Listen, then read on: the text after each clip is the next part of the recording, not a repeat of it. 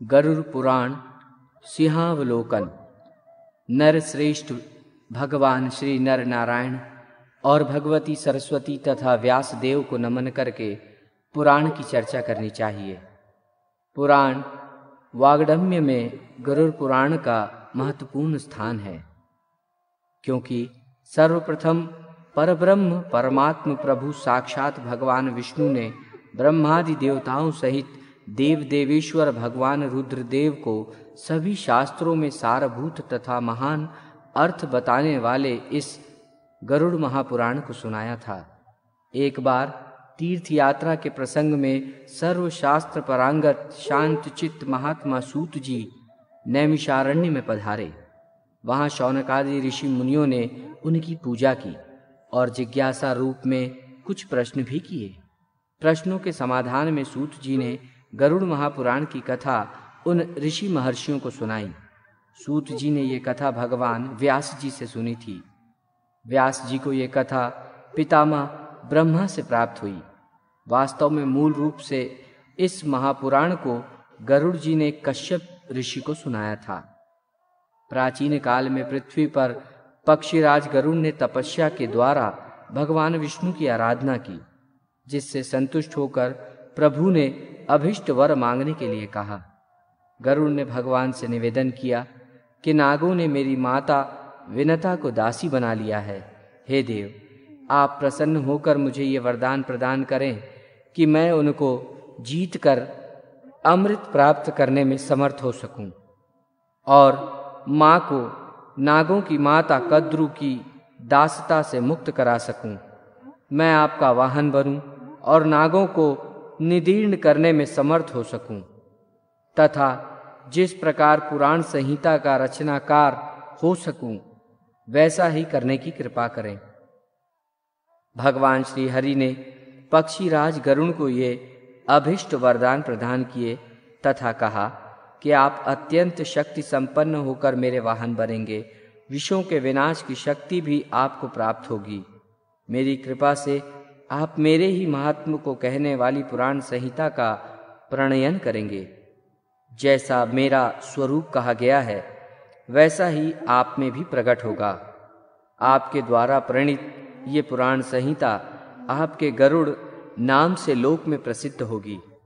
हे विनतासुत, जिस प्रकार देव देवों के मध्य में मैं ऐश्वर्य और श्री रूप में विख्यात हूँ, उसी प्रकार हे गरुड़ सभी पुराणों में ये गरुड़ महापुराण भी ख्याति अर्जित करेगा। जैसे विश्व में मेरा कीर्तन होता है, वैसे ही गरुड़ नाम से आपका भी संकीर्तन होगा। हे पक्षी श्रेष्ठ, आप मेरा ध्यान करके उस पुराण का प्रणयन करें। भगवान के द्वारा ये वरदान दिए जाने के बाद इसी संबंध में कश्यप ऋषि के द्वारा पूछे जाने पर गरुड़ ने इसी पुराण को उन्हें सुनाया। कश्यप ने इस गरुड़ महापुराण का श्रवण करके गारुड़ी विद्या के बल से एक जले हुए वृक्ष को भी जीवित कर दिया था। गरुड़ ने स्वयं भी इसी विद्या के द्वारा अनेक प्राणियों को जीवित किया था। इस महापुराण के प्रारंभ में सर्ग वर्णन किया गया है। तदनंतर देवार्चन की विधियां प्रस्तुत की गई है। विष्णु पंजर स्त्रोत कहा गया है, जो जीवों के लिए अत्यंत कल्याणकारी है। इसके बाद भोग और मोक्ष को प्रदान करने वाले ध्यान योग का वर्णन किया गया है। मैं जगत का साक्षी, जगत का नियंता और परमानंद स्वरूप हूँ। जागृत, स्वप्न और सुषुप्ति, इन सभी अवस्थाओं में जगत का साक्षी होते हुए भी मैं इन अवस्थाओं से रहित हूँ। मैं ही तुरीय ब्रह्म और विधाता हूँ। मैं ही दृग्रूप अर्थात समस्त प्रपंच का दृष्टा, दृष्ट एवं दृष्टि हूँ। मैं ही निर्गुण, मुक्त, बुद्ध, शुद्ध, प्रबुद्ध, अजर, सर्वव्यापी, सत्य स्वरूप एवं शिव स्वरूप परमात्मा हूँ। इस प्रकार जो विद्वान इन परम पद परमेश्वर का ध्यान करता है, वे निश्चय ही ईश्वर का साम रूप प्राप्त कर लेता है। ये स्वयं श्री हरि भूत भावन भगवान शंकर से कहते हैं कि हे श्रुवत शंकर, आपसे ही इस ध्यान योग की चर्चा मैंने की है। जो व्यक्ति सदैव इस ध्यान योग का पाठ मनन चिंतन करता है वो विष्णु लोक को प्राप्त करता है। भगवान रुद्र जी पूछते हैं, हे प्रभु, मनुष्य किस मंत्र का जाप करके इस अथाह संसार सागर से पार हो सकता है? इस पर श्री हरि ने उत्तर दिया कि परब्रह्म परमात्मा नित्य परमेश्वर भगवान विष्णु की सहस्त्र नाम से स्तुति करने पर मनुष्य भव सागर को पार कर सकता है। इस क्रम से समस्त पापों का विनष्ट करने वाले विष्णु सहस्त्र नाम स्तोत्र को भगवान ने उन्हें सुनाया।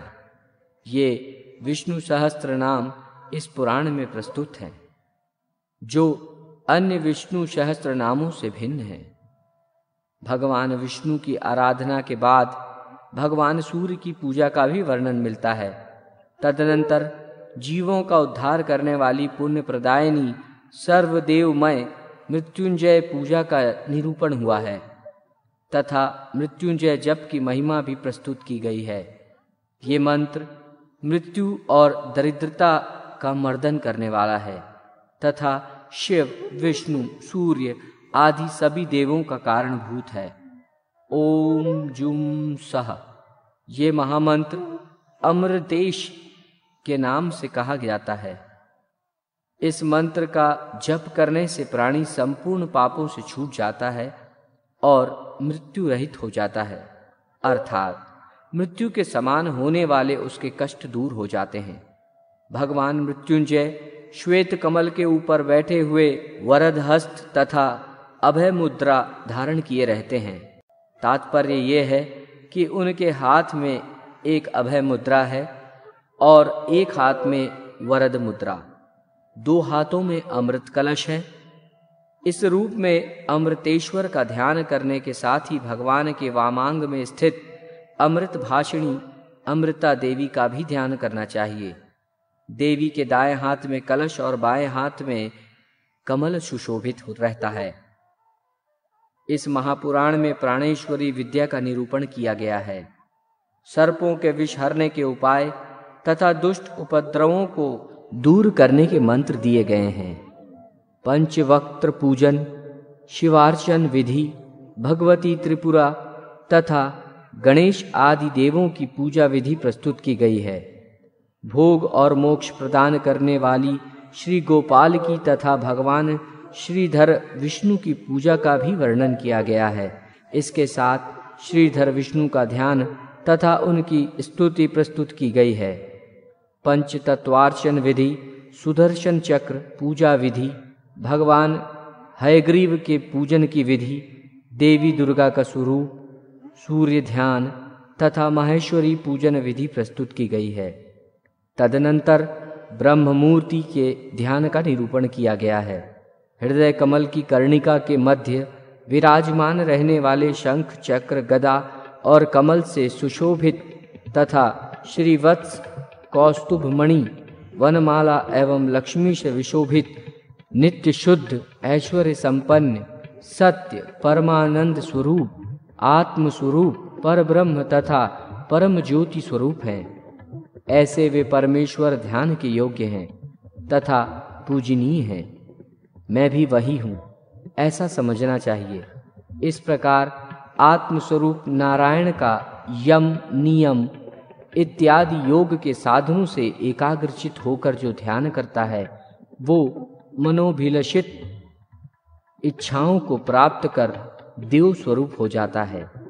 यदि निष्काम होकर उन हरि की मूर्ति का ध्यान और स्वतन करे तो मुक्ति प्राप्त हो जाती है। इसके बाद विविध सालग्राम शिलाओं के लक्षण, वास्तु मंडल पूजा की विधि तथा प्रसाद लक्षण प्रस्तुत किए गए हैं। देव प्रतिष्ठा की भी सामान्य विधि बताई गई है। वर्ण एवं आश्रम धर्मों का निरूपण किया गया है। इसके साथ ही सदाचार और शौचाचार की महत्ता बताई गई है।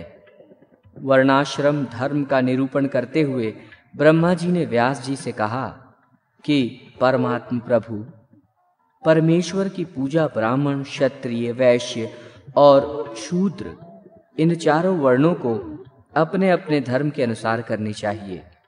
उनके द्वारा पृथक पृथक रूप से ही उनके धर्मों का वर्णन किया गया है। यजन, याजन, दान, प्रतिग्रह, अध्ययन और अध्यापन, ये 6 कर्म ब्राह्मण के धर्म बताए गए हैं। दान, अध्ययन तथा यज्ञ ये क्षत्रिय तथा वैश्य के साधारण धर्म हैं। शस्त्रोपजीवी होना तथा प्राणियों की रक्षा करना क्षत्रियों का विशेष धर्म है। पशुपालन, कृषि कर्म तथा व्यापार ये वैश्य वर्ण की वृत्ति कही गई है। द्विजाति की सेवा शूद्र का कर्तव्य माना गया है। शिल्पकारी उनकी आजीविका कही गई है। इसी प्रकार आश्रम धर्म का भी वर्णन हुआ है। भिक्षाचरण, गुरुश्रूषा, स्वाध्याय तथा अग्नि कार्य ये ब्रह्मचारियों के धर्म बताए गए हैं। अग्निहोत्र धर्म का पालन तथा कहे गए अपने विहित कर्मों के अनुसार जीविकोपार्जन पर्व रात्रि को छोड़कर अन्य रात्रियों में धर्मपत्नी का सहवास, देवता, पितर तथा अतिथि गणों की विधिवत पूजा में संलग्न रहना और श्रुतियों तथा स्मृतियों में कहे गए धर्मों के अनुसार अर्थोपार्जन करना ये गृहस्थों के धर्म कहे गए हैं। इसके साथ ही संस्कारों का भी वर्णन किया गया है, जिसके अनुसार गर्भाधान से लेकर मृत्यु पर्यंत के संस्कार बताए गए हैं। क्षत्रिय, ब्राह्मण और वैश्य बालकों के लिए उपनयन संस्कार की अनिवार्यता का दिग्दर्शन कराया गया है। गृहस्थाश्रम के धर्म में स्त्रियों के कर्तव्य का भी विवेचन हुआ है। स्त्रियों को अपने पति की आज्ञा का पालन करना चाहिए, यही उनका परम धर्म है।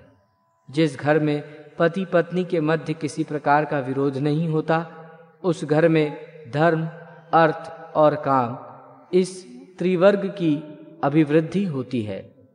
जो स्त्री पति की मृत्यु के पश्चात अथवा उसके जीवित रहते हुए अन्य पुरुष का आश्रय नहीं लेती, वो इस लोक में यश प्राप्त करती है और अपने पतिव्रत के प्रभाव से परलोक में जाकर पार्वती के साहचर्य में आनंद प्राप्त करती है। अग्निहोत्र का पालन, पृथ्वी पर शयन, मृगचर्म का धारण, वन में निवास, दूध, मूल, फल तथा निवार का भक्षण, निषिद्ध कर्म का परित्याग, त्रिकाल संध्या, ब्रह्मचर्य का पालन और देवता तथा अतिथि की पूजा ये वानप्रस्थी का धर्म है। सभी प्रकार के आरंभों का परित्याग, भिक्षा से प्राप्त अन्न का भोजन, वृक्ष की छाया में निवास, अपरिग्रह, अद्रोह, सभी प्राणियों में समान भाव, प्रिय तथा अप्रिय की प्राप्ति में एवं सुख एवं दुख में समान स्थिति, शरीर की ब्रह्म और आंतरिक शुद्धता, वाणी में संयम, परमात्मा का ध्यान, सभी इंद्रियों का निग्रह, धारणा तथा ध्यान में तत्परता और भाव शुद्धि, ये सभी परिवारजक या सन्यासी के धर्म कहे गए हैं। इसके साथ ही अहिंसा, प्रिय और सत्य वचन, पवित्रता, क्षमा तथा दया सभी आश्रमों का और वर्णों का सामान्य धर्म कहा गया है। सदाचार और शौचाचार का निरूपण करते हुए सूत जी शौनक आदि ऋषियों से कहते हैं कि श्रुति, वेद और स्मृति धर्मशास्त्र का भली प्रकार से अध्ययन करके श्रुति प्रतिपादित धर्म का पालन करना चाहिए, क्योंकि श्रुति ही सब कर्मों का मूल है। श्रुति में कहा गया धर्म परम धर्म है। स्मृति और शास्त्र से प्रतिपादित धर्म अपर धर्म है। यदि उपलब्ध श्रुतियों में कोई कर्म ज्ञात नहीं हो रहा है तो उसको स्मृति शास्त्र के अनुसार जानकर करना चाहिए, क्योंकि स्मृति शास्त्र भी श्रुति मूलक होने के कारण ही मर्म के बोध में प्रमाण माने जाते हैं। कर्म मार्ग का दर्शन कराने के लिए श्रुति और स्मृति ये नेत्र स्वरूप हैं।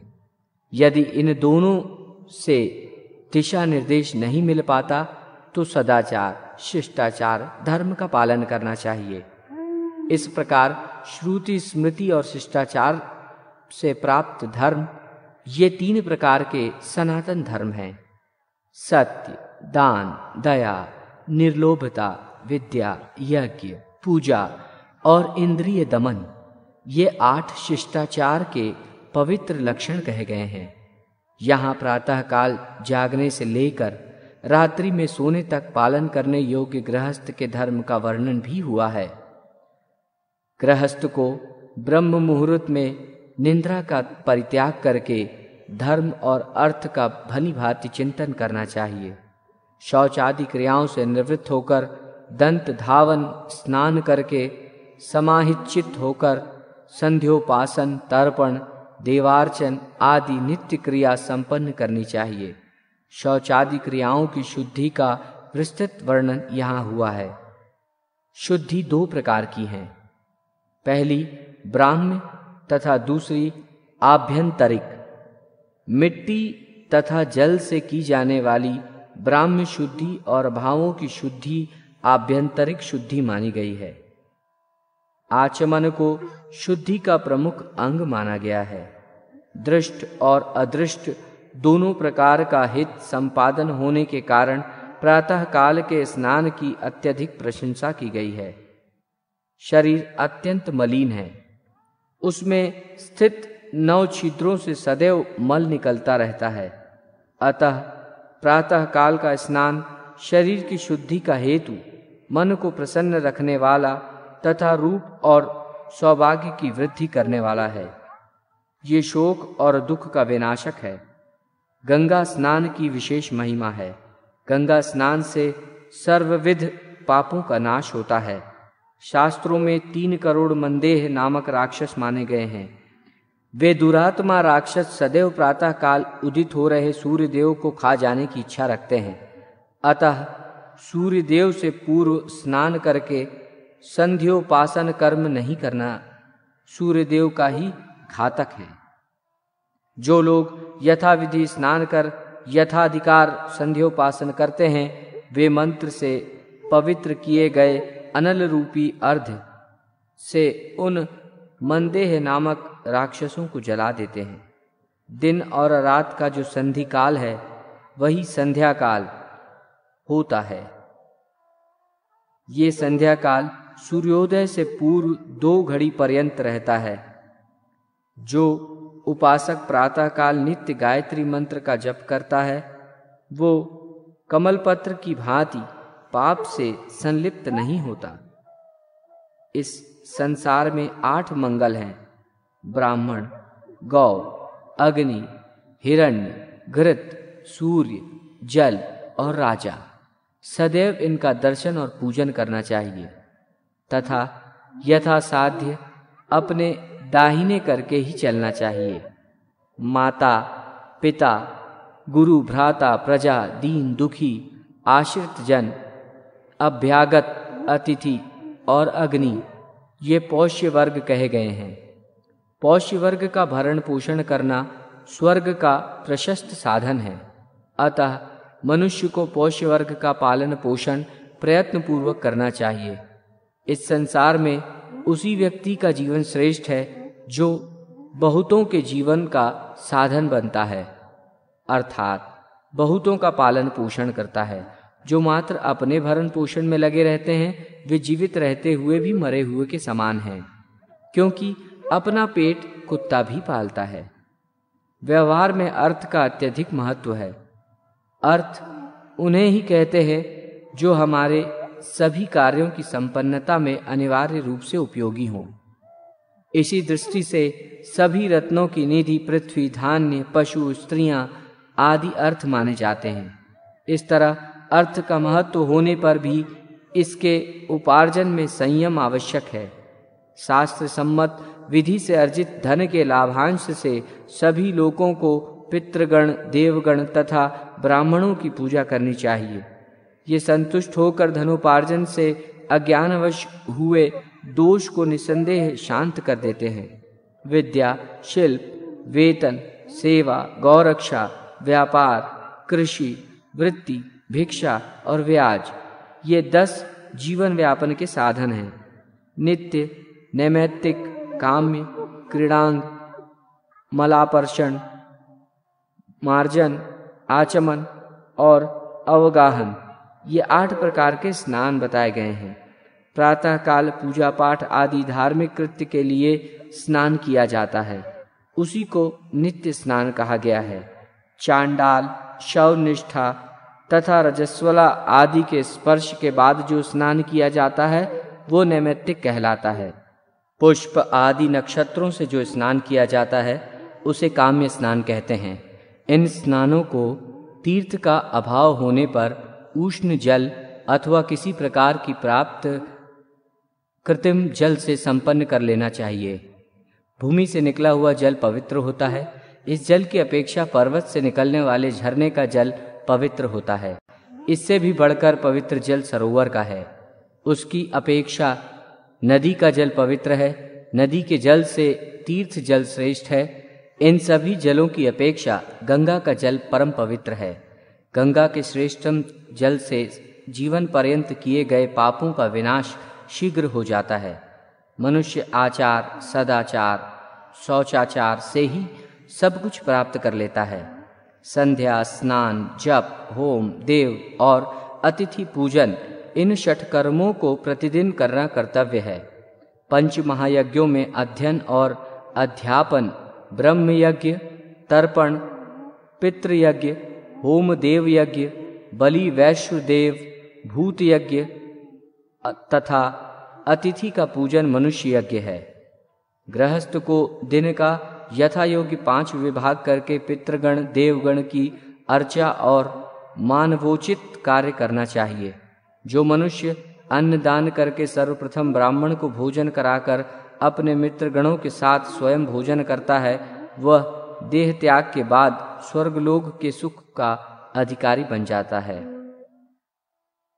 अभ्यक्ष भक्षण, चोरी और अगम्यागमन करने से व्यक्ति का पतन हो जाता है। सदाचार एवं धर्म का पालन करने वाला अधिकारी मनुष्य साक्षात केशव विष्णु ही माना गया है। कलयुग में दान धर्म का विशेष महत्व है। सतपात्र में श्रद्धा पूर्वक किए गए अर्थ का प्रतिपादन दान कहलाता है। इस लोक में ये दान भोग अथवा परलोक में मोक्ष प्रदान कराने वाला है। मनुष्य को चाहिए कि वह न्यायपूर्वक अर्थ का उपार्जन करे, क्योंकि न्यायपूर्वक उपार्जित अर्थ का ही दान भोग सफल होता है।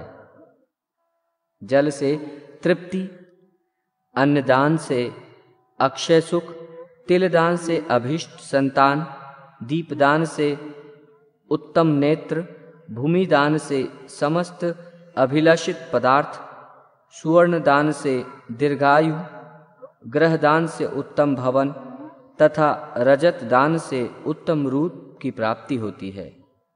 वस्त्र प्रदान करने से चंद्रलोक तथा अश्वदान करने से अश्विनी कुमार के लोक की प्राप्ति होती है। वृषभ का दान देने से विपुल संपत्ति और गोदान से सूर्य लोक की प्राप्ति होती है। यान और सैया का दान करने पर भार्या भयभीत को अभय प्रदान करने से ऐश्वर्य की प्राप्ति होती है।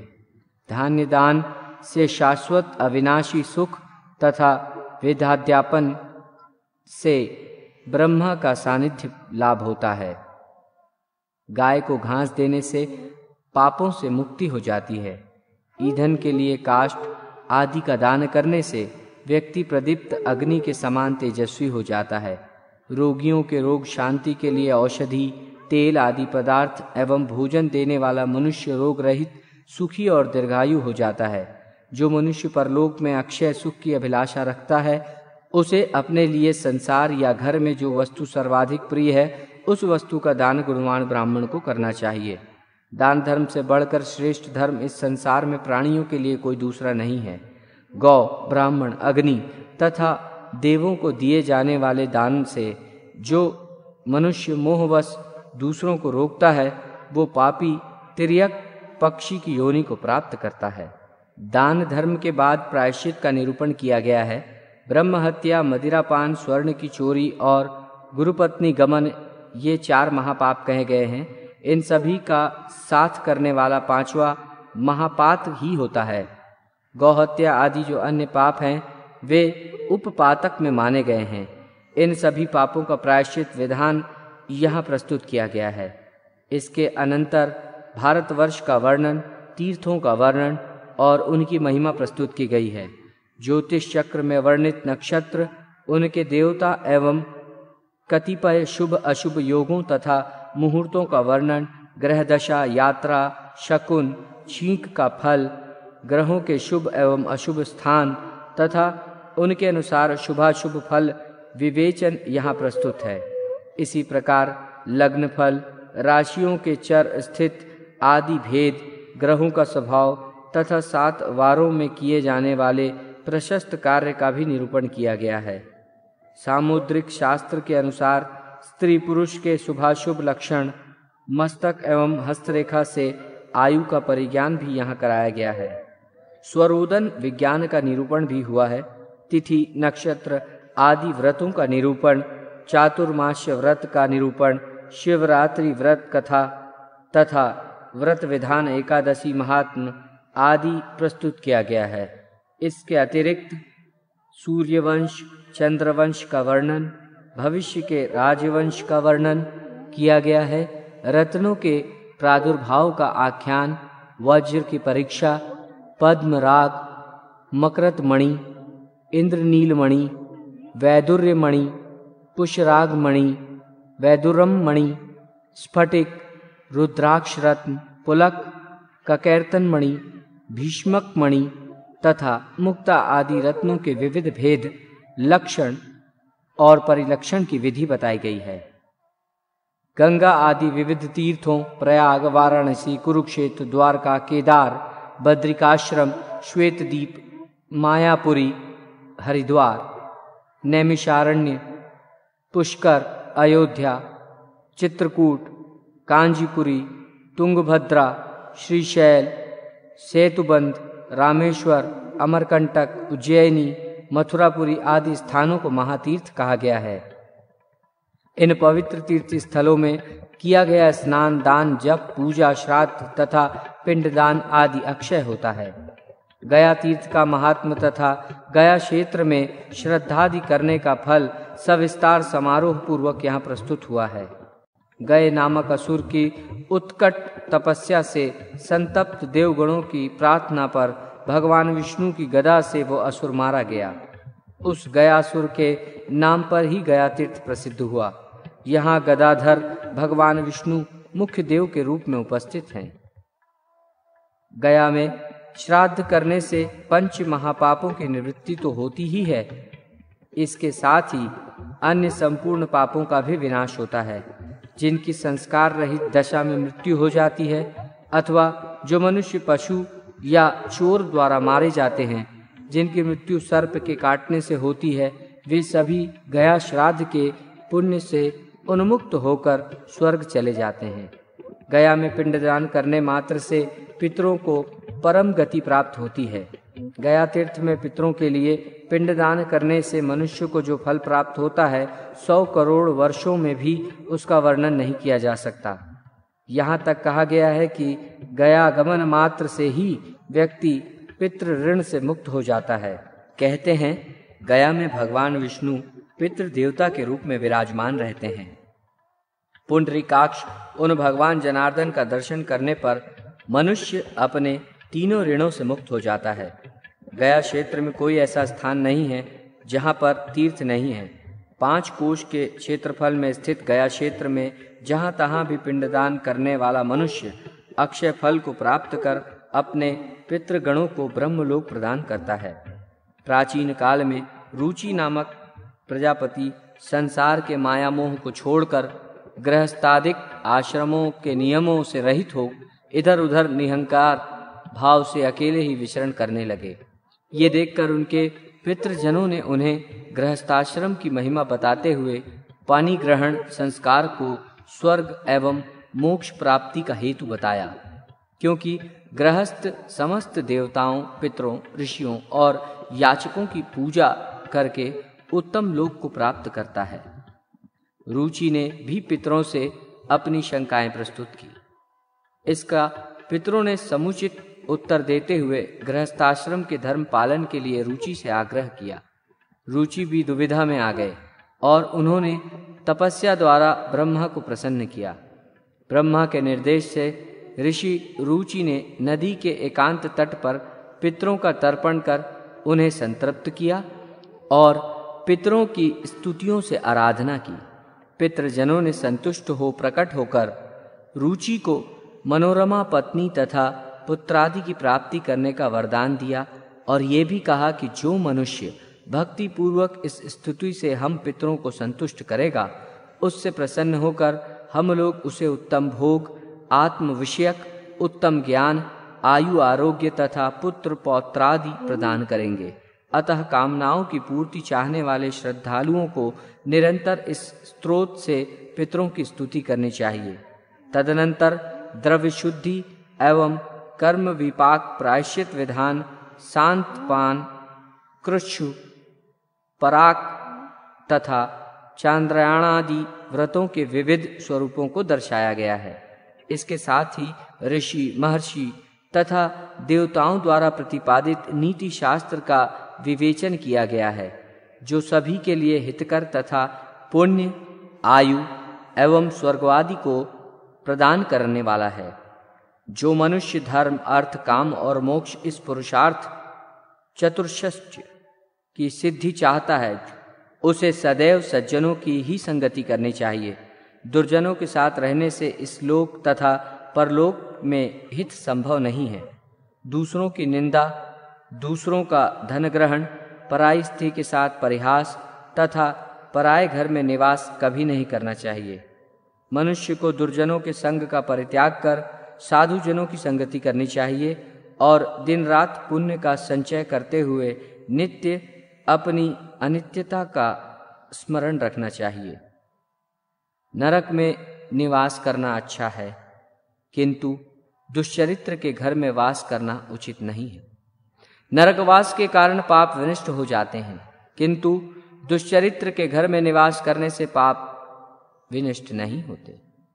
जो बाल्यावस्था में विद्याध्ययन नहीं करते, फिर युवावस्था में कामातुर होकर यौवन तथा धन को नष्ट कर देते हैं, वे वृद्धावस्था में चिंता से जलते हुए शिशिर काल में कुहासे से झुलसने वाले कमल के समान संतप्त जीवन व्यतीत करते हैं। इसके बाद राजनीति का वर्णन किया गया है। राजा को सत्यपरायण तथा धर्मपरायण होना चाहिए। जो धार्मिक राजा गौ ब्राह्मण के हित में रत रहता है, वही जितेंद्रिय राजा प्रजा के पालन में समर्थ हो सकता है।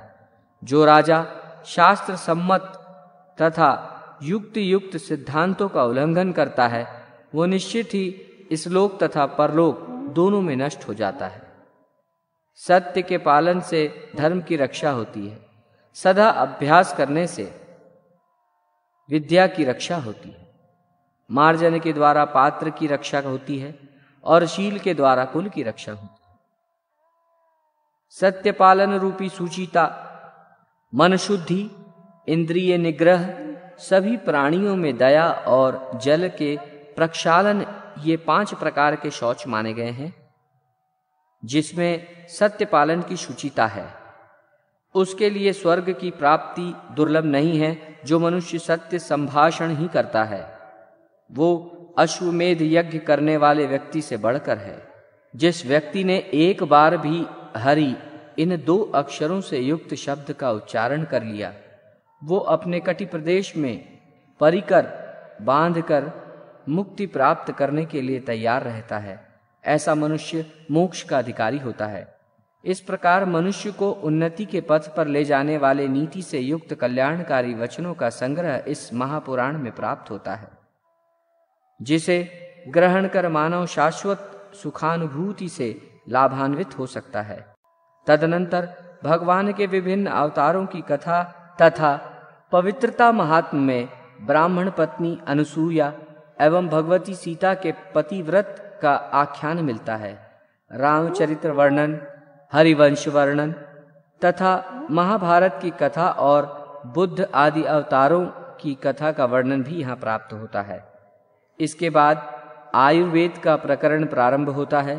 भगवान धन्वंतरि प्रोक्त संपूर्ण आयुर्वेद को अष्टांग आयुर्वेद कहा गया है। ये अर्थवेद का उपवेद है।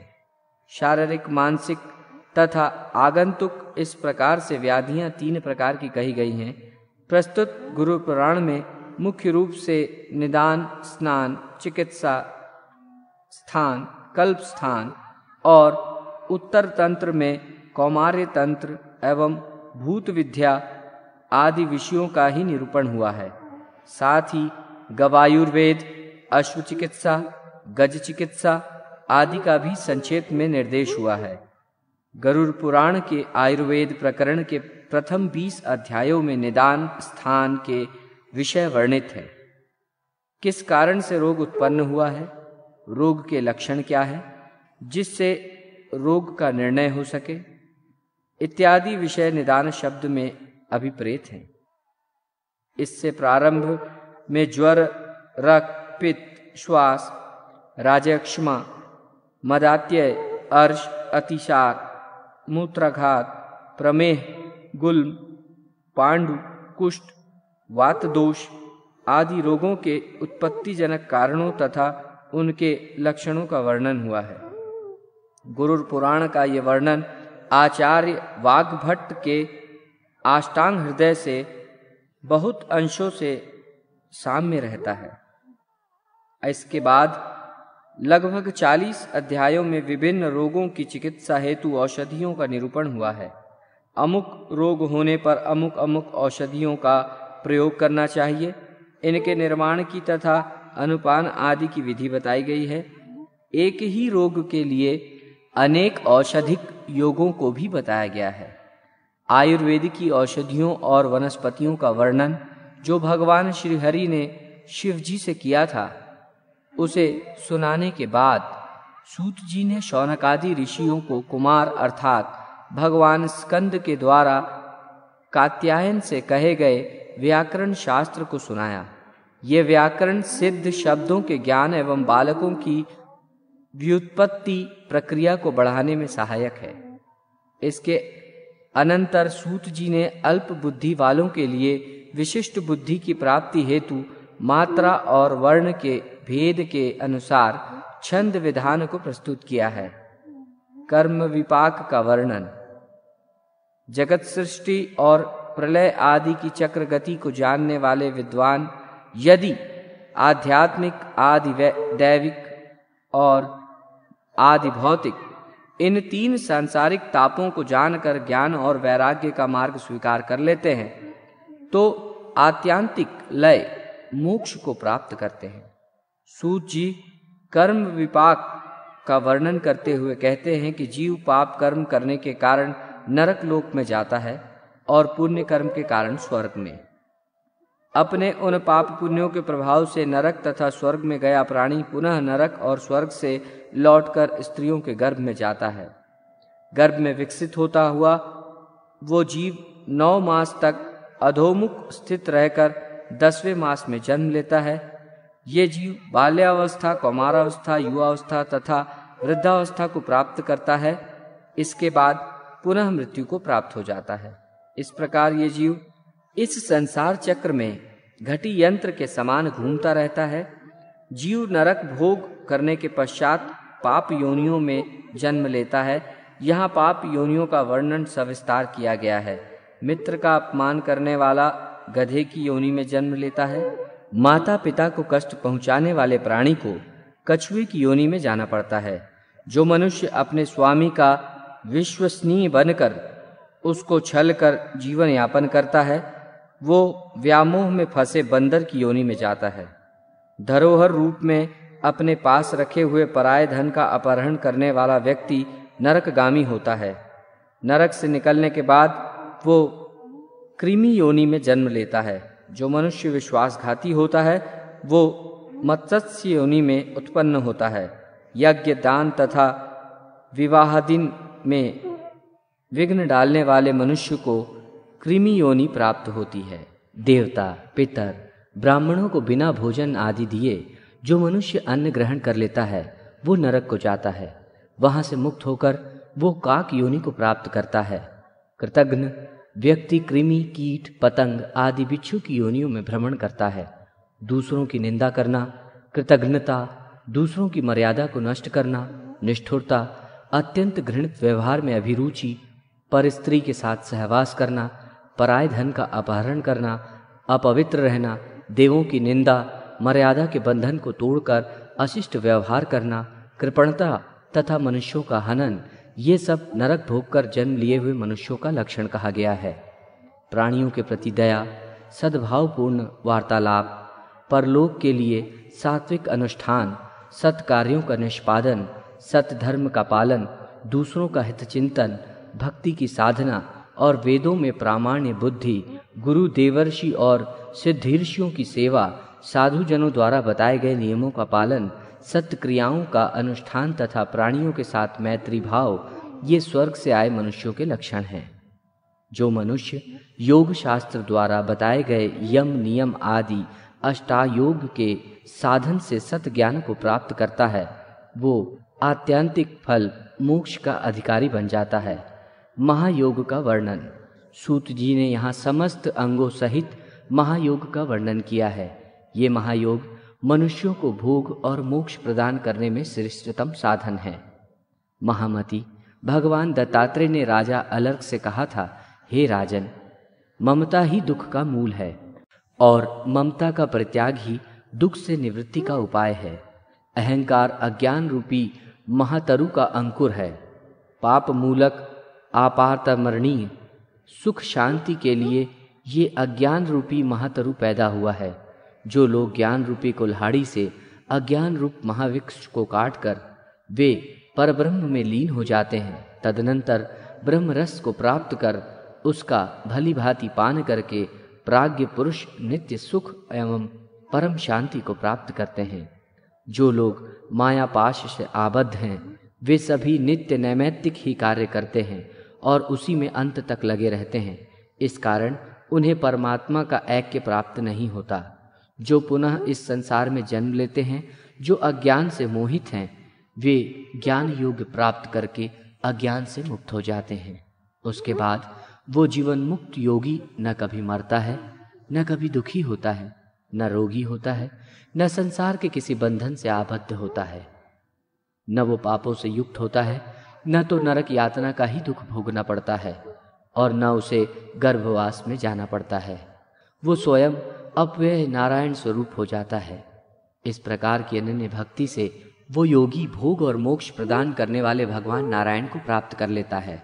ध्यान, पूजा, जप, स्तोत्र, व्रत, यज्ञ और दान के नियमों का पालन करने से मनुष्य के चित्त की शुद्धि होती है। चित्त शुद्धि से ज्ञान प्राप्त होता है तथा इससे जन्म मरण के बंधन से मुक्ति भी मिलती है। भगवती का निरूपण। सूत जी भगवती का निरूपण करते हुए कहते हैं कि प्रभु भक्ति से जितना संतुष्ट होते हैं उतना किसी अन्य साधन से नहीं। भगवान हरि का निरंतर स्मरण करना मनुष्यों के लिए महान श्रेय का मूल है। ये पुण्यों की उत्पत्ति का साधन है और जीवन का मधुर फल है। इसलिए विद्वानों ने प्रभु की सेवा को भक्ति का बहुत बड़ा साधन कहा है। भगवान त्रिलोकीनाथ विष्णु के नाम तथा गुणों के कीर्तन में तन्मय होकर जो प्रसन्नता के आंसू बहाते हैं, रोमांचित होकर गदगद हो उठते हैं, वे भी उनके भक्त हैं। इस संसार में वही श्रेष्ठ हैं, वही ऐश्वर्य से संपन्न है और वही मोक्ष को प्राप्त करता है। जो भगवान हरि की भक्ति में तन्मय रहता है, यदि कोई भगवत भक्त चांडाल जाति का है तो वो भी अपनी पवित्र भक्ति की महिमा से सबको पवित्र कर देता है। हे नाथ, आप मुझ पर दया करो, मैं आपकी शरण में आया हूं। ऐसा जो प्राणी कहता है उसको भगवान हरि अभय कर देते हैं। किसी से भी उसको भय नहीं होता। ये भगवान की प्रतिज्ञा है। जिन मनुष्यों का मन हरि भक्ति में रमा हुआ है उनके सभी प्रकार के पापों का विनाश निश्चित है। हाथ में पाश लेकर खड़े हुए अपने दूत को देखकर यमराज उसके कान में कहते हैं कि हे दूत, तुम उन लोगों को छोड़ देना जो मधुसूदन विष्णु के भक्त हैं। मैं तो अन्य दुराचारी पापियों का स्वामी हूं। भक्तों के स्वामी स्वयं श्री हरि हैं। श्री विष्णु ने सर्वदा कहा है, यदि दुराचारी मनुष्य भी मुझ में अनन्य भक्ति रखता है तो वो साधु ही है, क्योंकि उसने ये निश्चित कर लिया है कि भगवान की भक्ति के समान अन्य कुछ भी नहीं है। भगवान हरि में जिस मनुष्य की भक्ति रहती है उसके लिए धर्म, अर्थ और काम, इस त्रिवर्ग का कोई महत्व नहीं है, क्योंकि परम सुख रूप मुक्ति उसके हाथ में ही सदा रहती है। इस संसार रूपी विष वृक्ष के अमृत के समान दो फल हैं। एक फल है भगवान केशव की भक्ति और दूसरा फल है उनके भक्तों का सत्संग। नाम संकीर्तन की महिमा का वर्णन करते हुए सूत जी कहते हैं कि मुक्ति के कारण भूत, अनादि, अनंत, अज, नित्य, अव्यय और अक्षय भगवान विष्णु को जो व्यक्ति नमन करता है वो समस्त संसार के लिए नमस्कार के योग्य हो जाता है। स्वप्न में भी भगवान नारायण का नाम लेने वाला मनुष्य अपनी अक्षय पाप राशि को विनष्ट कर देता है। यदि कोई मनुष्य जागृत अवस्था में परात्पर प्रभु का नाम लेता है तो फिर उसके विषय में कहना ही क्या।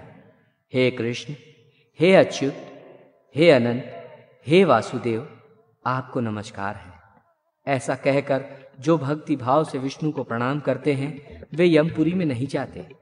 सूर्य के उदित हो जाने पर जैसे अंधकार विनष्ट हो जाता है, वैसे ही हरि का नाम संकीर्तन करने से प्राणियों के पाप समूह का विनाश हो जाता है। सूत जी कहते हैं कि सभी शास्त्रों का अवलोकन करके तथा पुनः पुनः विचार करने पर एक ही निष्कर्ष निकलता है कि मनुष्य को सदैव नारायण का ध्यान करना चाहिए। इस लोक और परलोक में प्राणियों के लिए जो दुर्लभ है, जो अपने मन में भी नहीं सोचा जा सकता, वो बिना मांगे ही ध्यान मात्र करने से भगवान मधुसूदन प्रदान कर देते हैं।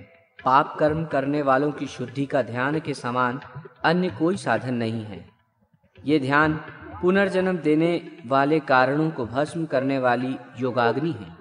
भगवान का भक्त अनासक्त भाव से यदि अपने सभी कर्मों को विष्णु के चरणों में समर्पित करता है तो उसके कर्म साधु हो या असाधु बंधन कारक नहीं होते। इसके अनंतर श्री सूत जी भगवान शिव द्वारा कही गई नारसिंह स्तुति का वर्णन करते हैं। इसके साथ ही कलामृत स्तोत्र का भी वर्णन किया गया है, जो देवर्षि नारद के पूछने पर शिव जी ने कहा था। तदनंतर मार्कंडेय मुनि के द्वारा कहे गए मृत्यु को निवारण करने वाले इसके बाद प्राणियों को सब कुछ प्रदान करने वाले अच्युत स्तोत्र का वर्णन किया गया है। ये स्तोत्र देवर्षि नारद के पूछने पर ब्रह्मा जी ने कहा था। सूत जी ने इस स्तोत्र की अत्यधिक महिमा का वर्णन किया है। आचार कांड के अंत में ब्रह्म ज्ञान और शंग योग, आत्मज्ञान तथा गीता सार का निरूपण किया है। जीव का अंतिम लक्ष्य मुक्ति है। ये मुक्ति जीव को तभी प्राप्त होती है जब ये पुर्यष्टक तथा त्रिगुणात्मिका प्रकृति का परित्याग कर देता है। जीव को मुक्ति प्राप्त करने के लिए प्रकृति से स्वयं को अलग करना अनिवार्य है। इसके लिए शब्द आदि विषयों के प्रति अनासक्त होना आवश्यक है। प्राणायाम, जप, प्रत्याहार, धारणा, समाधि और ध्यान ये 6 योग के साधन हैं। इंद्रिय संयम से पापक्षय और पापक्षय से देव प्रीति सुलभ होती है। देव प्रीति मुक्ति एवं मुक्ति साधन की ओर उन्मुख होने के लिए प्रथम एवं अनिवार्य साधन है। आत्मज्ञान। भगवान नारद जी कहते हैं, कर्मों से भवबंधन और ज्ञान होने से जीव की संसार से मुक्ति हो जाती है। इसलिए आत्मज्ञान का आश्रय करना चाहिए। जो आत्मज्ञान से भिन्न ज्ञान है उसे अज्ञान कहा जाता है। जब हृदय में स्थित सभी कामनाएं समाप्त हो जाती हैं तब जीव निसंदेह जीवन काल में ही अमृत प्राप्त कर लेता है। वस्तु मात्र का सार ब्रह्म ही है। तजोरूप ब्रह्म को एक अखंड परम पुण्य रूप समझना चाहिए। जैसे अपनी आत्मा सबको प्रिय है वैसे ही ब्रह्म सबको प्रिय है, क्योंकि आत्मा ही ब्रह्म है।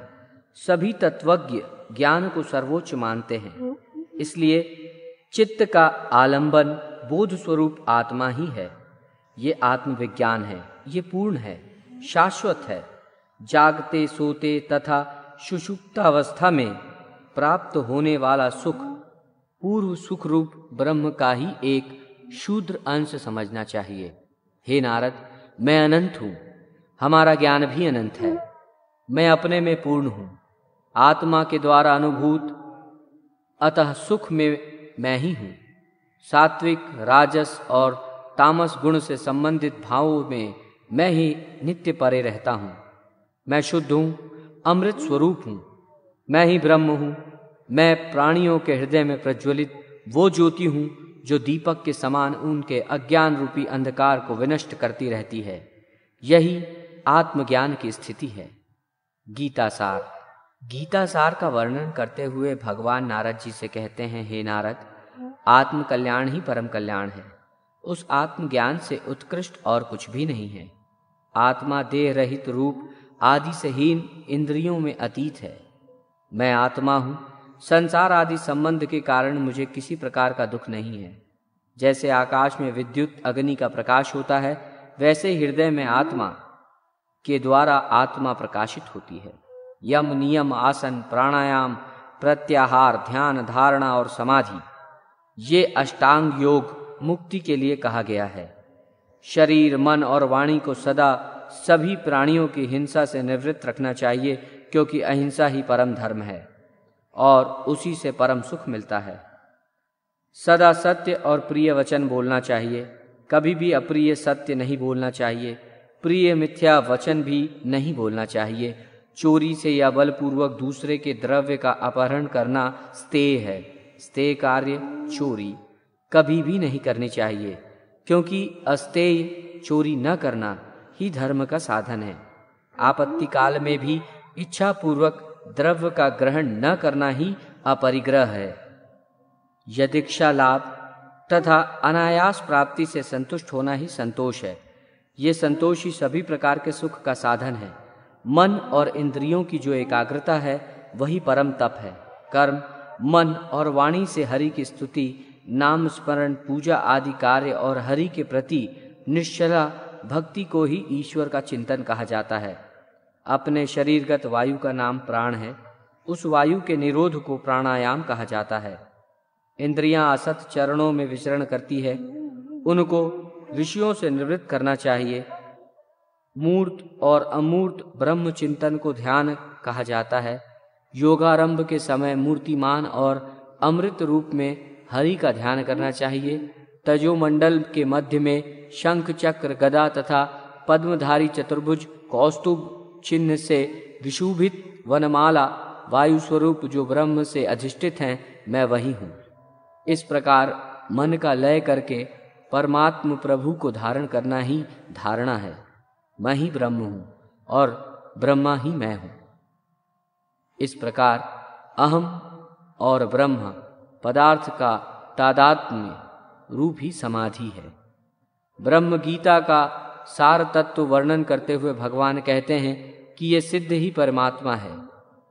उसी परमात्मा से आकाश, आकाश से वायु, वायु से अग्नि, अग्नि से जल तथा जल से पृथ्वी की उत्पत्ति हुई है, जो इस जगत प्रपंच की भी जन्मदात्री हैं। जागृत, स्वप्न तथा सुषुप्ति की अवस्थाओं से परे वो ब्रह्म अपने निर्गुण स्वभाव में ही रहता है। उस क्रियाशील शरीर के साथ रहने तथा न रहने की स्थिति में भी वो नित्य शुद्ध स्वभाव वाला ही है। उसमें कोई विकृति नहीं आती। मुमुक्षु के अंतःकरण के कैवल्य अर्थात उस परमात्मा के साक्षात्कार की अवस्था आ जाती है। अतः मोक्षार्थी को उस स्थिति में जीवात्मा के विषय में विचार कर उसको शरीर से पृथक समझना चाहिए, क्योंकि आत्म तत्व को शरीर से अतिरिक्त न मानने पर ब्रह्म तत्व से साक्षात्कार करने में अनेक बाधाएं आती हैं।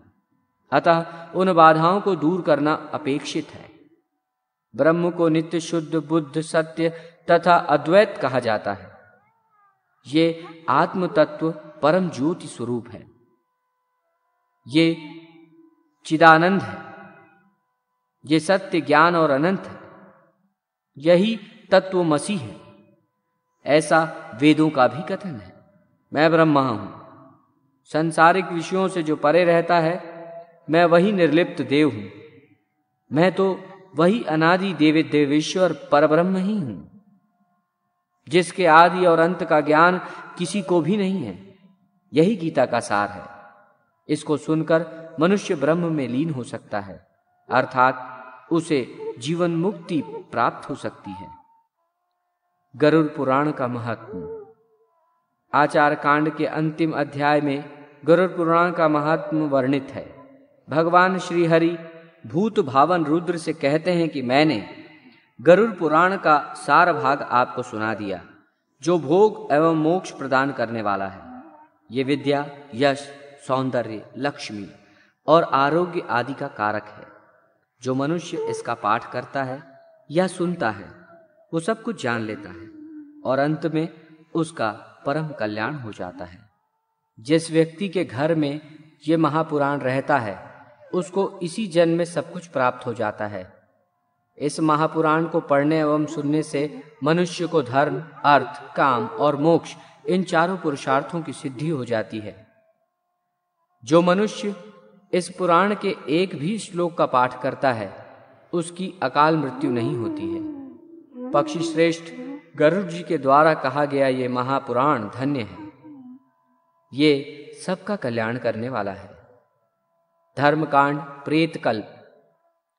धर्मकांड में सर्वप्रथम भगवान श्री नारायण को नमस्कार किया गया है।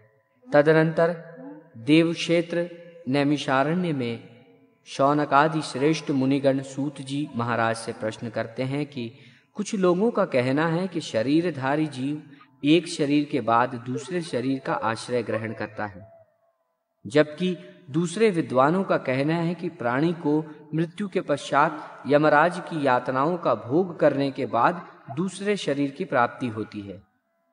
इन दोनों में क्या सत्य है, ये बताने की कृपा करें। सूत जी महाराज प्रश्न को सुनकर प्रसन्न होते हैं और इस प्रकार कथा का वर्णन करते हैं। एक बार विनीता पुत्र गरुड़ के हृदय में इस ब्रह्मांड के सभी लोगों को देखने की इच्छा हुई।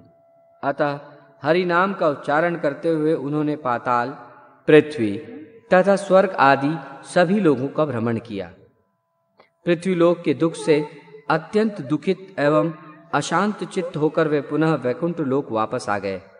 वैकुंठ लोक में मृत्युलोक के समान रजोगुण तथा तमोगुण आदि की प्रवृत्ति नहीं है, केवल शुद्ध सत्व गुण की ही प्रवृत्ति है। वहां राग, द्वेष आदि षड्विकार भी नहीं है। किसी का वहां विनाश नहीं होता। वहां भगवान के मनोहारी सुंदर पार्षद उपस्थित हैं। गरुड़ जी ने देखा कि हरि झूले पर विराजमान है। भगवान हरि का दर्शन करने से विनतासुत गरुड़ का हृदय आनंद विभोर हो उठा। आनंद मग्न होकर उन्होंने प्रभु को प्रणाम करते हुए कहा, भगवान, आपकी कृपा से त्रिलोक का परिभ्रमण मैंने कर लिया है। यमलोक को छोड़कर पृथ्वीलोक से सत्यलोक तक सब कुछ मेरे द्वारा देखा जा चुका है। सभी लोकों की अपेक्षा पृथ्वीलोक प्राणियों से अधिक परिपूर्ण है। सभी योनियों में मानव योनि ही भोग और मोक्ष का शुभ आश्रय है। अतः सुकृतियों के लिए ऐसा लोक न तो अभी तक बना है और न भविष्य में बनेगा। देवता लोग भी इस लोक की प्रशंसा में गीत गाते हुए कहते हैं कि जो लोग पवित्र भारत भूमि में जन्म लेकर निवास करते हैं वे धन्य हैं। सुरगण भी स्वर्ग एवं अपवर्ग रूप फल की प्राप्ति के लिए पुनः भारत भूमि में मनुष्य रूप में जन्म लेने की इच्छा करते हैं। गरुड़ जी पूछते हैं, हे प्रभु, आप ये बताने की कृपा करें कि मरणासन्न व्यक्ति किस कारण पृथ्वी पर सुलाया जाता है। उसके मुख में पंचरत्न क्यों डाला जाता है। उसके नीचे कुश और तिल क्यों बिछाए जाते हैं। हे केशव, मृत्यु के समय विविध वस्तुओं का दान एवं गौदान, अष्ट महादान किस लिए किया जाता है। प्राणी कैसे मरता है और मरने के बाद कहाँ जाता है। उस समय प्राणी अतिवाहिक शरीर कैसे प्राप्त करता है। अग्नि देने वाले पुत्र पौत्र उसे कंधे पर क्यों ले जाते हैं। शव में घृत लेप क्यों किया जाता है। शव के उत्तर दिशा में यम सूक्त का पाठ क्यों होता है। मरे हुए व्यक्ति को पीने के लिए जल एक ही वस्त्र धारण करके क्यों दिया जाता है। शव का दाह संस्कार करने के पश्चात उस व्यक्ति को अपने परिजनों के साथ बैठकर भोजन आदि क्यों नहीं करना चाहिए। मृत व्यक्ति के पुत्र 10वें दिन के पहले किस लिए 9 पिंडों का दान देते हैं। शव का दाह संस्कार तथा उसके अनंतर जल तर्पण की क्रिया क्यों की जाती है? किस विधान से पितरों को पिंडदान देना चाहिए? उस पिंड को स्वीकार करने के लिए उनका आवाहन कैसे किया जाता है? दाह संस्कार के बाद अस्थि संचयन और घट फोड़ने का विधान क्यों है? 10वें दिन सभी परिजनों के साथ शुद्धि के लिए स्नान तथा पिंडदान क्यों करना चाहिए? एकादशाह को वर्षोत्सर्ग आदि के सहित पिंडदान करने का प्रयोजन क्या है? 13वें दिन पददान आदि क्यों किया जाता है? वर्ष पर्यंत 16 श्राद्ध क्यों किए जाते हैं? हे प्रभु, मनुष्य का ये शरीर अनित्य है और समय आने पर ही वो मरता है, किंतु मैं उस छिद्र को नहीं देख पाता हूँ जिससे जीव निकल जाता है। प्राणी अपने जीवन काल में पुण्य और पाप जो भी करता है, नाना प्रकार के दान करता है, वे सब शरीर के नष्ट हो जाने पर उसके साथ कैसे चले जाते हैं? मरे हुए प्राणी के लिए सपिंडीकरण क्यों होता है? इस कृत्य में प्रेत पिंडी का मिलन किसके साथ किस विधि से होना चाहिए, इसे आप बताने की कृपा करें। जो मनुष्य पापी, दुराचारी अथवा हतबुद्धि है, मरने के बाद वे किस स्थिति को प्राप्त करते हैं? जो पुरुष आत्मघाती, ब्रह्म हत्यारा, स्वर्ण आदि की चोरी करने वाला, मित्रादि के साथ विश्वासघात करने वाला है, उस महापातकी का क्या होता है? हे माधव, यदि शूद्र प्रणव महामंत्र का जप करता है तथा ब्रह्मसूत्र अर्थात यज्ञोपवीत को धारण करता है, तो मृत्यु के बाद उसकी क्या गति होती है? गरुड़ जी कहते हैं कि हे विश्वात्मन, मैंने कौतूहलवश संपूर्ण जगत का भ्रमण किया है। उसमें रहने वाले लोगों को मैंने देखा है कि वे सब दुख में ही डूबे रहते हैं। उनके अनंत कष्टों को देखकर मेरा अंतःकरण पीड़ा से भर गया। स्वर्ग में दैत्यों की शत्रुता से भय है, पृथ्वीलोक में मृत्यु और रोग आदि से तथा अभिष्ट वस्तु से वियोग से लोग दुखी हैं। पाताल लोक में रहने वाले प्राणियों, नाग आदि को मेरे से भय दुख बना रहता है। हे प्रभु, आपके इस वैकुंठ धाम के अतिरिक्त अन्यत्र किसी भी लोक में ऐसी निर्भयता नहीं दिखाई देती। काल के वशीभूत इस जगत की स्थिति स्वप्न की माया के समान असत्य है। उसमें भी इस भारतवर्ष में रहने वाले लोग बहुत से दुखों को भोग रहे हैं।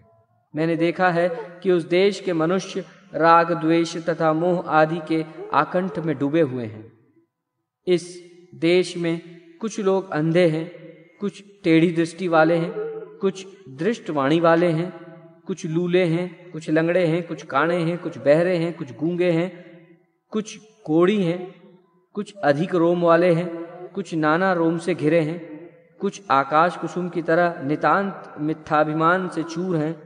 उनके विचित्र दोषों को तथा उनकी मृत्यु को देखकर मेरे मन में जिज्ञासा उत्पन्न हो गई कि ये मृत्यु क्या है? इस भारतवर्ष में ये कैसी विचित्रता है?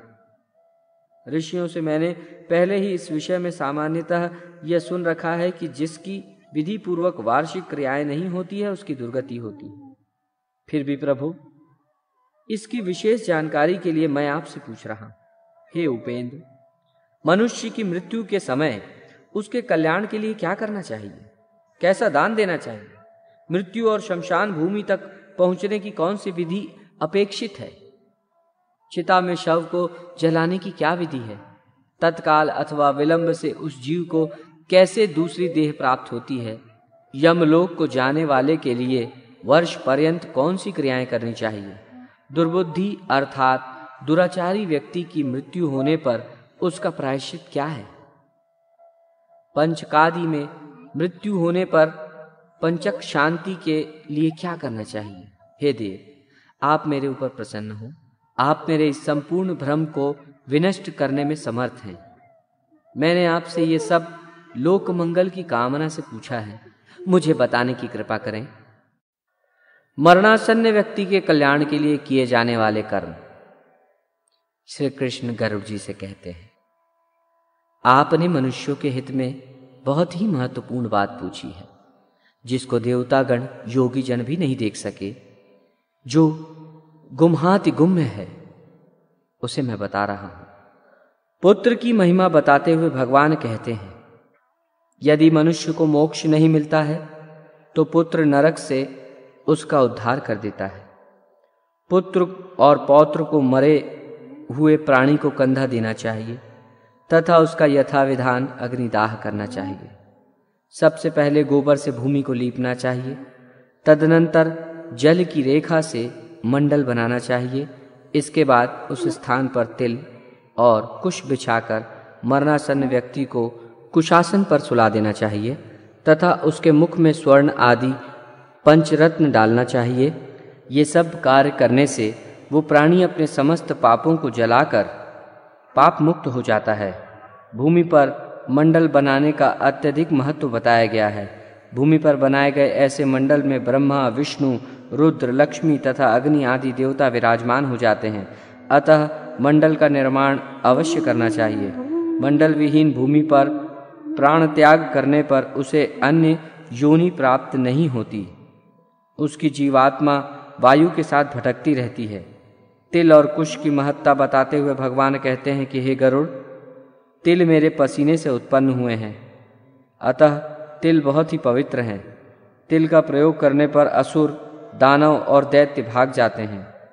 एक ही तिल का दान स्वर्ण के 32 सेर तिल के बराबर है। तर्पण दान एवं होम में दिया गया तिल का दान अक्षय होता है। कुश मेरे शरीर के रोमों से उत्पन्न हुए हैं। कुश के मूल में ब्रह्मा है, मध्य में विष्णु तथा अग्रभाग में शिव को जानना चाहिए। ये तीनों देव कुश में प्रतिष्ठित माने गए हैं। इसलिए देवताओं की तृप्ति के लिए मुख्य रूप से कुश की और पितरों की तृप्ति के लिए तिल की आवश्यकता होती है। देवताओं और पितरों की तृप्ति ही विश्व की तृप्ति में हेतु है। अतः श्राद्ध की जो विधियां बताई गई हैं, उन्हीं के अनुसार मनुष्य को ब्रह्मा, देव देवेश्वर तथा पितृजनों को संतृप्त करना चाहिए। ब्राह्मण, मंत्र, कुश, अग्नि और तुलसी ये बार बार प्रयुक्त होने पर भी बासी नहीं होते। हे पक्षी श्रेष्ठ, विष्णु एकादशी व्रत, गीता, तुलसी, ब्राह्मण और गौ ये 6 दुर्गम असार संसार में लोगों को मुक्ति प्रदान करने के साधन हैं। मृत्यु काल में मरणासन्न के दोनों हाथों में कुश रखना चाहिए। इससे प्राणी विष्णु लोक को प्राप्त करता है। लवण रस पितरों को प्रिय होता है और स्वर्ग को प्रदान करता है। ये लवण रस भगवान विष्णु के शरीर से उत्पन्न हुआ है, इसलिए अन्नादि के साथ लवण का दान करना चाहिए। इस पृथ्वी पर यदि किसी आतुर व्यक्ति के प्राण न निकलते हों तो उसके लिए स्वर्ग का द्वार खोलने के लिए लवण का दान करना चाहिए। उसके समीप तुलसी का वृक्ष एवं शालिग्राम की शिला को भी लाकर रखें।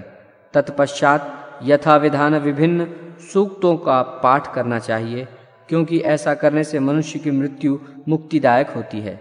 इसके बाद मरे हुए प्राणी के शरीरगत विभिन्न स्थानों में सोने की शलाकाओं को रखने का विधान है, जिसके अनुसार क्रमशः एक शलाका मुख, एक शलाका नाक के दोनों छिद्र, 2 शलाकाएं नेत्र और कान, 1 शलाका लिंग तथा 1 शलाका उसके ब्रह्मांड में रखनी चाहिए।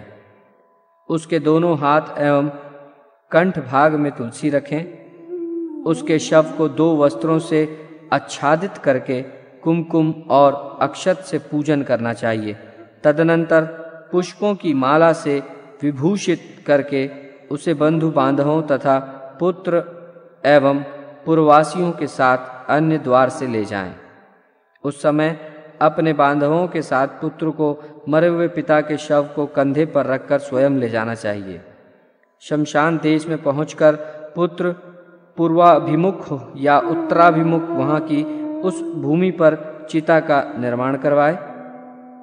जो पहले से जली न हो, उस चिता में चंदन, तुलसी और पलाश आदि की लकड़ी का प्रयोग करना चाहिए।